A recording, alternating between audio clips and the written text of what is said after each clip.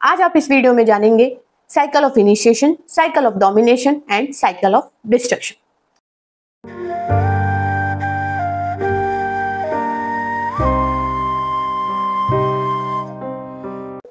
नमस्कार, आप सबके अंदर बसते शिव को मेरा नमन। मैं प्रियंका शर्मा स्वागत करती हूँ आप सबका आपके अपने चैनल में।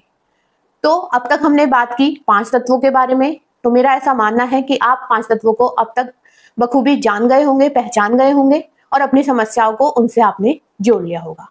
तो अब हम आगे बात करेंगे इन्हीं 5 तत्वों की साइकिल्स के बारे में। तो सबसे पहले हम बात करेंगे साइकिल ऑफ क्रिएशन की। क्रिएशन मतलब इनिशिएशन, बनाना, पेरेंट।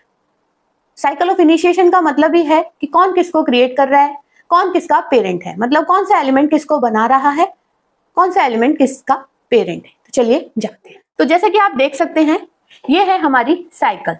इसमें सबसे पहले आप देखेंगे वाटर, वुड मतलब एयर, एयर को ही वुड बोलते हैं। तो वो एयर को बना रहा है, एयर फायर को बना रहा है, फायर अर्थ को बना रहा है, अर्थ स्पेस, उसे हम मेटल भी बोल सकते हैं, मेटल को बना रहा है, अगेन स्पेस हमारा वाटर को बना रहा है। तो ये साइकिल इसी तरीके से चलती रहती है। अब समझते हैं कैसे वाटर ने एयर को बनाया। अगर पानी नहीं होगा तो हमारे पेड़ पौधे नहीं होंगे। तो पानी ही है जो एयर को बना रहा है या उसको ग्रो कर रहा है।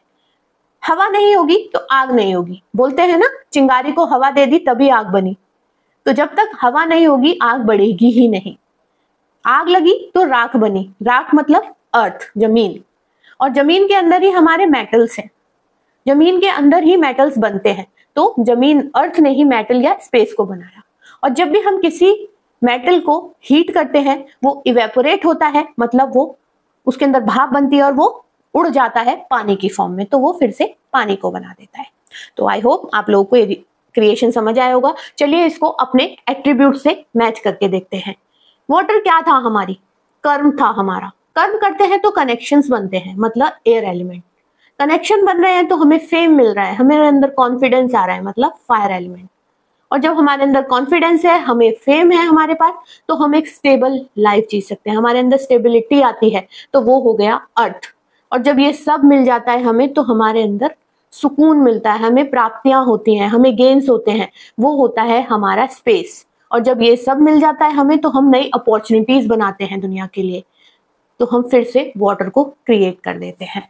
तो वाटर क्या था हमारी? ये हमारा कर्म था, ये हमारे कनेक्शन,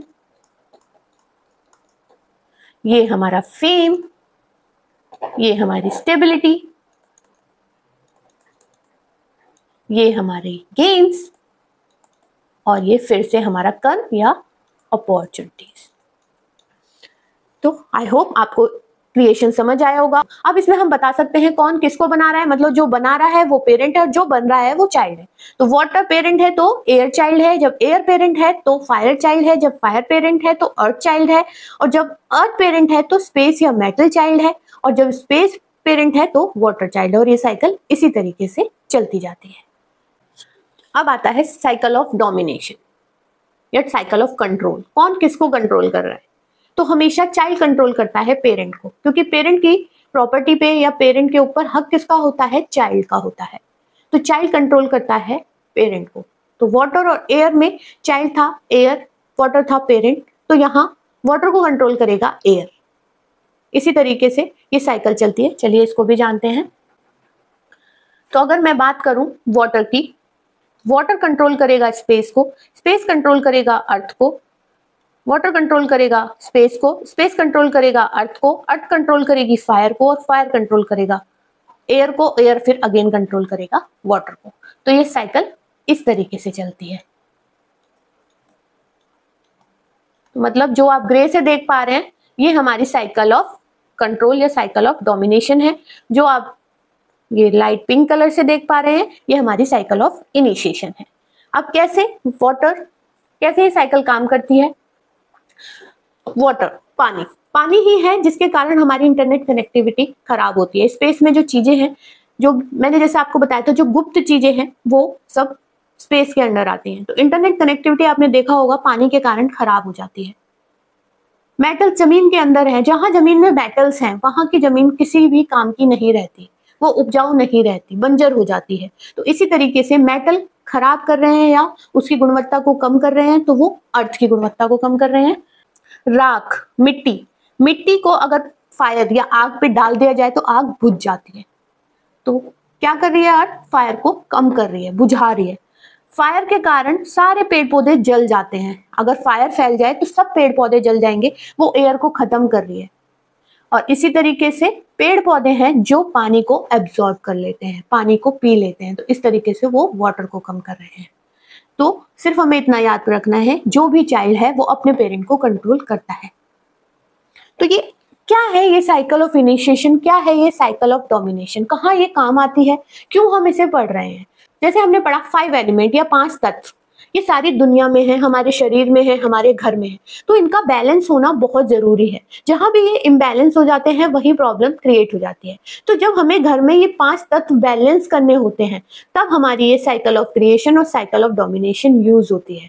जैसे अगर आप मान लीजिए कि आपका जल तत्व बढ़ा हुआ है घर में, कैसे आप पहचानेंगे ये हम आगे बात करेंगे। अभी के लिए आप मान लीजिए आपका जल तत्व बढ़ा हुआ है, तो बताइए उसे कौन कम करेगा? चाइल्ड। और कौन है वाटर का चाइल्ड? एयर। तो मतलब अगर हम वाटर में एयर को ले आएंगे तो वाटर कम हो जाएगा। अगर वाटर कम है आपके घर में तो उसे कौन बढ़ाएगा? स्पेस। तो अगर आप स्पेस एलिमेंट को वाटर में ले आएंगे तो वो बढ़ जाएगा। सिर्फ इतना सा लॉजिक समझने के लिए हमें ये साइकिल ऑफ इनिशिएशन और साइकिल ऑफ डोमिनेशन को समझना है। धीरे धीरे समझ आ जाएगा, अभी सिर्फ शुरुआत है, घबराइए मत। साइकिल ऑफ इनिशिएशन में वाटर एयर को बना रहा है, एयर फायर को बना रहा है, फायर अर्थ को, अर्थ स्पेस को, स्पेस फिर से वाटर को। यही अगर हम कंट्रोल करने की बात करें तो वाटर स्पेस को कम कर रहा है, क्योंकि वाटर स्पेस का चाइल्ड है। स्पेस अर्थ को कम कर रहा है, अर्थ फायर को कम कर रही है, फायर एयर को कम कर रही है, एयर वाटर को कम कर रहा है। यूज कहाँ होंगे? जब हमें 5 तत्व बैलेंस करने होंगे अपने घर में। तो चलिए अब आगे बढ़ते हैं। अब आता है साइकिल ऑफ डिस्ट्रक्शन, या फिर हम इसे बोल सकते हैं एंटी एलिमेंट साइकिल। कौन सा एलिमेंट किसके एंटी है? चलिए इसको भी जानते हैं। तो अगर वाटर पेरेंट है, एयर चाइल्ड है, तो फायर ग्रैंड चाइल्ड है। तो एंटी एलिमेंट साइकिल में पेरेंट एंड ग्रैंड चाइल्ड की नहीं बनती। तो वाटर एंटी है फायर के और फायर एंटी है वाटर के। इसी तरीके से अगर हम एयर, फायर एंड अर्थ को ले तो एयर क्या हो गया? पेरेंट, ये क्या हो गया? चाइल्ड, और ये क्या हो गया? Grand child. तो अब यहां किसकी नहीं बनेगी? एयर एंड अर्थ की, सेम अर्थ एंड एयर की। अब अगर हम आगे बात करें तो फायर और स्पेस की नहीं बनेगी, स्पेस और फायर की नहीं बनेगी। तो कौन किसके एंटी है? वाटर एंटी है फायर के और अर्थ के, एयर एंटी है अर्थ के एंड स्पेस के, फायर एंटी है वाटर के एंड स्पेस के, और अर्थ किसका एंटी होगा? एयर का एंड वाटर का। स्पेस किसका एंटी होगा? फायर का और एयर का। तो सिर्फ इतना याद करना है, एक को छोड़ के दूसरा वाला एंटी है। अब एंटी एलिमेंट का क्या मतलब है? अगर ये एलिमेंट एक दूसरे की बाउंड्रीज में चले जाते हैं, या मान लीजिए टेरिटरी है भाई कि भाई तू मेरे यहाँ नहीं आएगा, मैं तेरे यहाँ नहीं आऊंगा, हम इतने एंटी हैं एक दूसरे के। वाटर एलिमेंट अगर फायर एलिमेंट के अंदर चला गया तो उसे बुझा ही देगा। इसी तरीके से फायर को भी अगर वाटर में चली जाती है तो वहां आग लगा देती है। तो इस तरीके से ये दोनों एक दूसरे के एंटी हैं। तो हमें ये भी देखना होता है कि एंटी एलिमेंट ना हो हमारे घर में। तो धीरे धीरे आप समझेंगे इन चीजों को। आज आपने जाना कि कौन किसको बना रहा है, कौन किसको कंट्रोल कर रहा है और कौन किसका दुश्मन है। हमने इनके एट्रीब्यूट्स पढ़े थे कि जैसे आप मान लीजिए फायर का कलर क्या था? रेड। अगर रेड कलर वाटर जोन्स में आ जाता है, या वाटर एलिमेंट जहां भी है हमारे घर में वहां रेड कलर आ जाता है, तो वहां प्रॉब्लम क्रिएट होती है, वहां चीजों में आग लगनी शुरू हो जाती है। वाटर एलिमेंट क्या रिप्रेजेंट कर रहा था? आपकी जॉब, आपकी अपॉर्चुनिटीज, आपकी हेल्थ, ये सब बिगड़ने लगता है अगर वहां रेड कलर आ गया। और नॉर्थ ईस्ट वाटर एलिमेंट ही है, अभी हम आगे पढ़ेंगे। और नॉर्थ ईस्ट में लाल कलर इसीलिए मना किया जाता है क्योंकि लाल हो गया हमारा फायर और नॉर्थ ईस्ट हो गया हमारा वाटर। अगर फायर वाटर में आएगी तो प्रॉब्लम क्रिएट होगी। धीरे धीरे आपके लॉजिक्स क्रिएट होंगे, कुछ भी बिना वजह नहीं है। तो हमें बेसिक आज हमें जान लेना है क्या है क्रिएशन, क्या है डोमिनेशन और क्या है डिस्ट्रक्शन या एंटी एलिमेंट।